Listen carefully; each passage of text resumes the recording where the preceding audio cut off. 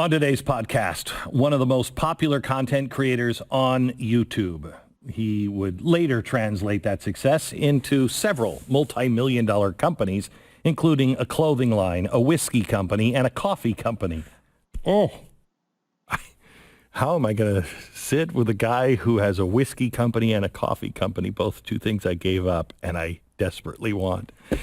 He wasn't always a YouTube personality and a businessman. In fact, when he first began to make his videos, he was a military contractor for the CIA. Before that, he served 5 tours in Iraq and Afghanistan with the 5 tours in Iraq and Afghanistan. Elite Special Operations Force, 2nd Ranger Battalion. And then he comes home. And oh, by the way, before that, he was in the Botany Club. This guy is an American war hero, a CIA contractor, a serial entrepreneur. I love this. I love this. Today, Matt with 1T. All right, 1T best. I don't know what that is. We'll find out. All right, who's this guy? I don't know. We'll find out. Like older brothers should, and I think that's a healthy competitiveness between siblings. So. And yeah, in high school, I was just a really low-key, quiet. I'm a very, you wouldn't believe it, but quiet person. I'm not an extrovert by any means. I'm an introvert. And so I kind of put on that persona now. You know, I think that I'm a teddy bear with kind of a tough outer shell. When I have to be. You know, I don't have... Where did that come from? I think just my raising and then who I was around. You know, I always had older brothers to kind of run the show, so I just kind of set back and tried not to create any drama. I'm trying to get my hands around Botany, right? Elite Fighting Force. When did you go? You know what? I'm an elite fighter. When did that happen? Really, you know, my 2 brothers when they graduated Marine Corps boot camp, and I saw them sitting in formation in their uniforms. I was just enamored by the professionalism and how stoic they looked, and that really transpired into my want to join the military. And that they graduated on 9/11, did they not? Yes, they were supposed to, and obviously 2001 changed that. But knowing that they were essentially going to war right after that, I looked at them and I'm like, man, these guys are my heroes, and they really inspired me to serve my country. And I come from such a long history of service. My dad was a Marine. My grandfathers and great uncles were in World War II. My dad's dad was in Vietnam, so a bunch of service. And then finally I watched Black Hawk Down, and I was Army Rangers. These guys are so cool. I want to be like that. And it's funny, my brothers to this day say, we thought you were going to fail. You're a little dweeb. And I guess I was too stupid to quit. So it's been the case of most of my life. So because if I had this pivot point to where now I have older sisters who also just beat the snot out of me. I'm the youngest. But there at no point would I be watching Black Hawk Down going, yeah. I mean, I watch Black Hawk Down now and I'm like, no, definitely not me. The pivot point for you, when was it? Was it that moment, and how long did it take you to, how did you, let me ask you this. Okay. What's the dumbest thing? What's the most Glenn Beck thing you would have ever done when you were a private? When you first got in, what's the worst, dumbest thing you ever did? You know, I'm a jokester, so I always played by the rules, but, you know, I was the guy sometimes in basic training, they'd call the formation to attention, and I'd make like a fart sound and make the formation laugh, and we'd all get smoked for it. But which is interesting because a lot of people said, you can't make jokes, you have to take this so serious. And it tended to be the guys with a sense of humor that worked through the hardest situations. Right. And I've always kind of carried that with me through everything that I've done. You know, when it's time to be Now, sense of humor to work through the toughest situations. Wouldn't have thought of that. Professional, you're a professional. But man, life's short. There's no dress rehearsal. We're born terminal. Like, you got to freaking enjoy this one chance of life we get. So you went to work for the CIA after Rangers. What'd you do? Do you have to kill me if you tell me, or? No, I'm not. I tend not to like get too much into it just because the organization, but not that I did anything super cool. But it was a very good experience for me because when I got out of the military, my transition out was insanely difficult. You know, I was just on my 5th deployment as a Ranger team leader and master breacher, you know, kicking in doors every single night and getting into gunfights, 2 months after that deployment, I was in Los Angeles, California, dealing with, progressives on a college campus that had no clue about what real life is, what real sacrifice is, and I had just been burying friends and, putting bandages on other brothers. And then I didn't go through what you went through, but I've traveled. Right. If you think this is bad, Yeah. I was just talking to my daughter last night. She said, "Dad, a friend of ours, they grew up in Iran, and in 1979 they escaped, and they just got off the phone. Their dad is still there. They just got off the phone. One family member was just shot in a protest, but he wasn't really protesting." Yeah. And she was talking about how they can't even say that on the phone. They had to have a private burial. They can't go back into Iran. They can, but they don't trust it because people are being thrown in jail.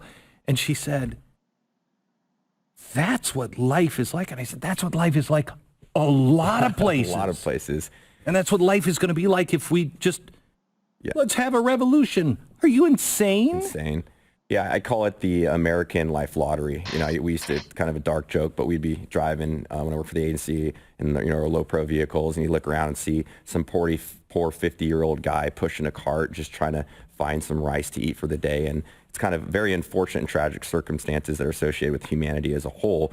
But we've developed this epic tribe in America, and we have to stay together and united, or we're going to lose it, and we're going to regress back into... So let me play devil's advocate. We're going to regress back into something we don't want. That's interesting coming from him. Please. Believe it or not, I used to do like stand-up. Okay, I believe that, yeah. I used to do a lot of comedy. My whole show was comedy for a long time. You can't do comedy and survive in this if you want a real political voice. And one thing that came to me is because it is always turned around. If you're making a real impact, they will turn it into whatever they want to turn it into. And you can say, well, it doesn't matter. But eventually it does, because they create this thing where everything is out of context, where you're dividing people. Even if you're saying, I want people to come together, you're the problem. You're dividing people.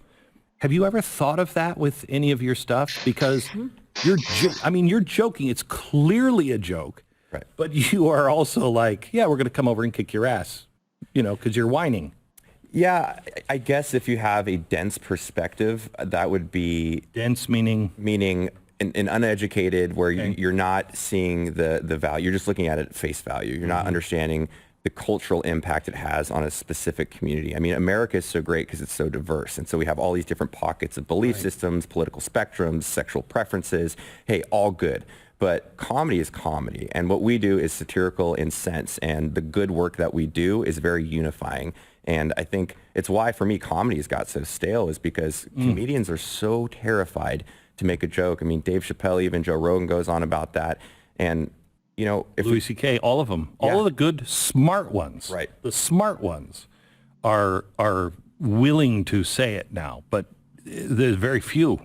Well, George Carlin would hate this society. Yeah, because they don't want to take the risk, because then, maybe a venue won't book them because they made a joke that offended, the guy serving popcorn. Again, it's in satirical nature, and it's a comedy show, and that's what my platform is. I just saw a new poll out with those under 30, was it 56, 58, somewhere in that percentage, believe that if you say things that are hurtful, it should be against the law, no protection for that if you're hurting people's feelings, and jail time.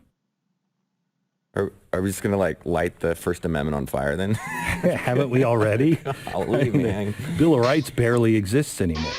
Yeah, that's so crazy to me. I mean, there's something different than, turning someone into a victim and being not hurtful, but Now, Beck says, haven't we already lit the First Amendment on fire? Oh, they're working on it. They're working on destroying the First and Second Amendments. If they can get that done, everything else will topple. Make no mistake about that. Destroy the First and Second Amendments, and they have won. The rest is just a matter of time. Aggressive in nature, but statements that are satirical in nature, that's just, those are words. Isn't that what your brothers were doing? And didn't that make you stronger? You just said. Absolutely. I mean, I've never... If we keep giving out participation trophies, no one's going to know what it feels like to lose. Guess what? If I haven't lost so much in life and in business, I wouldn't know how to be as happy as I am. You know, it's just like sometimes the rain makes the sunshine feel good. 50 Cent lyric, by the way. But it's true. And I think that enduring, you know, complex problems in life sets you up for such a better mental happiness. And that, You know what has meaning. it has meaning. Absolutely. And if you just live in this like fake bubble of, you know, everything's perfect when it's not, it's not reality. That's something else. Let me go back to you're in college. Okay? I'm going to leave this. Glenn Beck's got 183,000 views on this since February 15th. I think it's excellent. I'm going to go back and watch this later. What is this guy's name? Matt Best. I guess it's his name. Let me look that up. Hold on. Yeah, that's his name, Matt Best. Matt Best. Wow. Pretty powerful video. I recommend it for anybody. I'm going to shut it off here. It's about an hour long, 52 minutes. Look at it, enjoy it. You'll enjoy it. We're moving on. It's Roger Martin from Billings, Montana. Glenn does some great videos, and this is one of them. Matt Best is a great man. I've got to look up more about him and what he's done, learn from him, and move on. Good day. This is Roger Martin from Billings, Montana. Remember, together, looking at the best what this nation and world can produce and copying it is how we're going to go to our highest and best worldwide. Countries like Iran and China and Middle East, other countries, South America, Africa, Europe, parts of Asia, they need to be freed so we can reach our best. And this is what this battle is all about from here to when Christ comes and after. Good day. God be with those that are fighting for our freedoms and are trying to do their best to bring those things about. We're going to be in continual battle here in the United States and worldwide till Christ comes. Make no mistake about it. Good day.